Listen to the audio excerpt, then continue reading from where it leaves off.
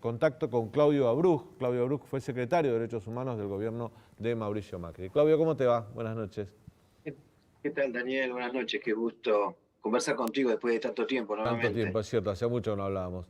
Claudio, bueno, ¿qué te parece esto que está planteado en esta introducción?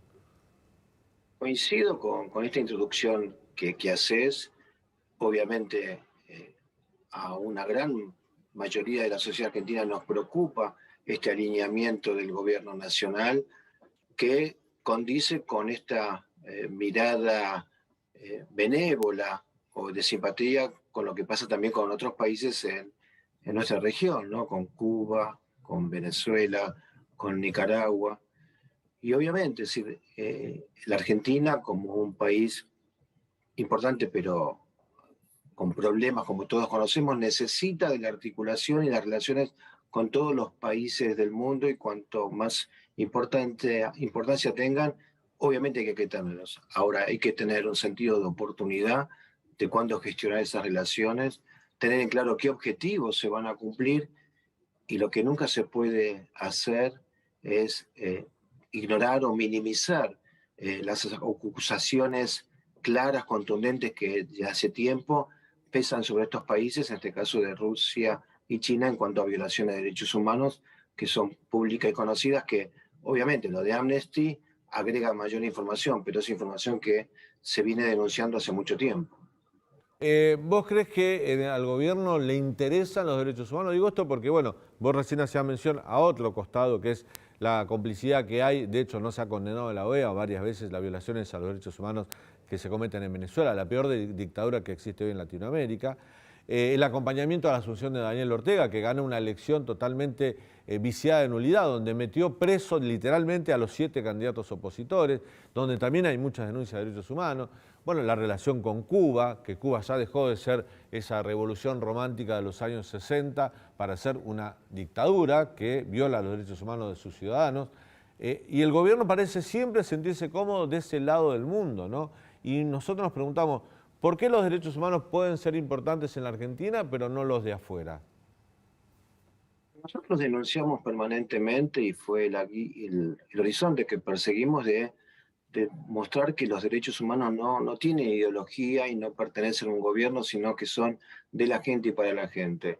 Lo que ha hecho el kirchnerismo desde su llegada al poder, y lo continúa, es una utilización en función de ideologías propias, con los cuales hace un recorte de lo que son los derechos humanos, y tiene una mirada muy miope, por no decir una mirada tuerta, sobre los derechos humanos. Uno tiene que recordar qué ha pasado en la Argentina durante la pandemia, desde el vacunatorio VIP y los privilegios para el poder, y la falta de libertades y derechos para muchísima gente, que inclusive ha costado muchísimas vidas.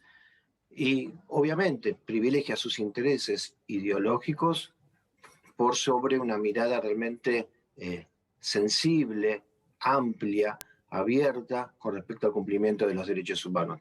Y esto se enmarca en el viejo relato que ya durante tantos gobiernos, desde Néstor Kirchner, los 2 gobiernos de Cristina, y lo que van estos 2 años, del relato que quieren instalar, que tiene que ver con consolidar los aprecios y los afectos de su propia militancia, pero que no tienen que ver en absoluto con un respeto por una agenda reconocida internacionalmente de derechos humanos. Claudio, el expresidente Mauricio Macri se reunió también con Xi Jinping, no una vez como Alberto Fernández, sino 2 veces. Y en ninguna de esas reuniones bilaterales le planteó objeciones por los derechos humanos al presidente chino. Vos, como su secretario de Derechos Humanos, ¿le planteaste esto a Macri en privado? Y nosotros siempre hablamos con la gente de Relaciones Internacionales sobre los temas de agenda y los temas que preocupan y que se tiene que tener cuidado. La Cancillería misma los tuvo en cuenta, inclusive cuando la Argentina, en el gobierno nuestro, tuvo la vicepresidencia del Consejo de Derechos Humanos. Estos temas siempre son mirados. Inclusive cuando, si miramos lo que fue la agenda durante la reunión del G20, la agenda del presidente Macri, el expresidente Macri, con Putin, donde se habló del tema de, por ejemplo, de políticas de género, donde se tenía que avanzar.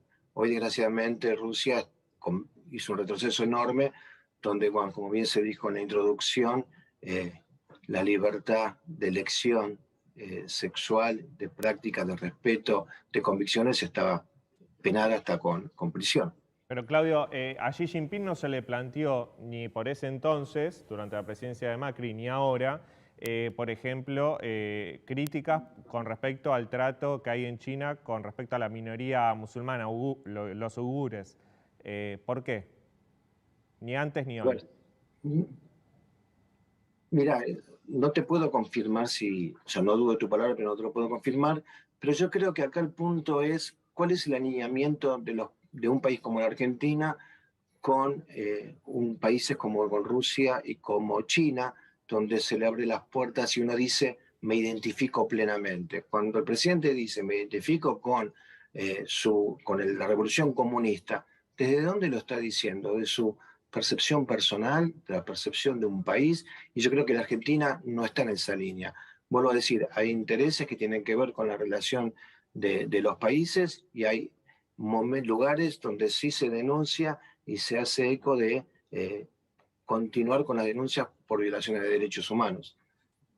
Claudio, el gobierno nacional ha tenido, incluso durante la pandemia, muchas denuncias sobre violaciones a los derechos humanos, no tanto al gobierno nacional, sino a distintos gobiernos provinciales. Hay informes que lo han hecho diputados opositores que hablan entre 23 y 32 muertes provocadas por fuerzas de seguridad provinciales. Está el caso de Luis Espinosa en Tucumán, que fue uno de los más conocidos. Está el caso de este chico cordobés que fue perseguido por la policía y baleado. Hay casos también denunciados en la provincia de Buenos Aires, pero sobre todo en provincias del NOA y el NEA, en el Chaco, en Formosa, mucho, en Santiago del Estero. Y después el tema de las detenciones arbitrarias, abuso de autoridad. Hay un informe que circula dentro de algunos diputados Juntos por el Cambio que habla de más de 200 y pico de denuncias por violaciones a los derechos humanos. El problema es que el gobierno hizo silencio ante eso. O sea, el gobierno nacional, a través de la Secretaría de Derechos Humanos, no dijo esto está mal, pudo haberlo hecho. No lo hizo. De hecho, cuando el secretario de Derechos Humanos viajó a Formosa, que Formosa, hay que decirlo, es la única provincia en la historia del país que tiene un expediente abierto en la OEA y en organismos como Amnistía Internacional por violaciones a los derechos humanos. Digamos, más allá que pasaron por encima de la autoridad federal para hacer esos informes. Pero en el gobierno nacional hubo silencio, un silencio cómplice. ¿Esto te preocupa? ¿Lo ves como parte de la necesidad de transitar la pandemia? ¿No la vieron? ¿Piensan así? ¿Cómo lo ves? Puedo decir, ellos privilegian sus intereses ideológicos, partidarios y de constitución de poder. Vos recordarás bien que nosotros tuvimos bastantes conflictos. En Formosa yo tuve personalmente conflictos por mi continuo acercamiento a los pueblos originarios y hemos denunciado las arbitrariedades que sucedían en el gobierno de Formosa. Nosotros como partido en su momento también denunciamos las cosas que estaban pasando durante la pandemia en Santiago del Estero, en Tucumán, en la provincia de Buenos Aires. Tiene que ver con una mirada franca sobre los derechos humanos y no ser encubridor por cuestiones que tienen que ver con constitución del poder. Obviamente para el presidente de la Nación le es muy difícil enfrentarse a Gito Infran. La conducta del secretario de Derechos Humanos muestra eso. En lugar de ir a estar con la gente, fue a darle un apoyo al gobierno de Infran. El gobierno nacional no sale a denunciar lo que pasó en Tucumán. Tucumán gobernaba Mansur en ese momento. No denuncia lo que sucede en Santiago del Estero. En ese momento gobierna también un aliado del gobierno nacional. Y tiene estas posiciones, vuelvo a decir, es una mirada sectaria de los derechos humanos, una mirada tuerta y que está a merced de los intereses políticos de este gobierno, que para ellos es lejano a toda sensibilidad y con una mirada donde privilegiar el poder en algún momento determinado. Y los organismos de derechos humanos, Claudio, que, bueno, por ejemplo, con el caso de Santiago Maldonado, fueron tan activos y tan denunciantes y señaladores en responsabilidad del gobierno de Mauricio Macri, y sin embargo, ahí nombramos varios casos que podrían tener las mismas características hasta que se investigue lo contrario, como pasó con Maldonado, han hecho también un silencio cómplice. Absolutamente. Y esto también, recordarás, nosotros lo hemos denunciado muchísimas veces. Desgraciadamente, los gobiernos kirchneristas han hecho una cooptación de los organismos de derechos humanos. Si vuelvo a decir, los organismos de derechos humanos no tienen que tener una ideología y no pueden dejar a la gente por fuera en función de cuál es el pensamiento político. Un organismo de derechos humanos se tiene que plantar de frente al poder y de cara a la sociedad defendiendo todos los derechos humanos. Este silencio cómplice tiene que ver con ese alineamiento ideológico.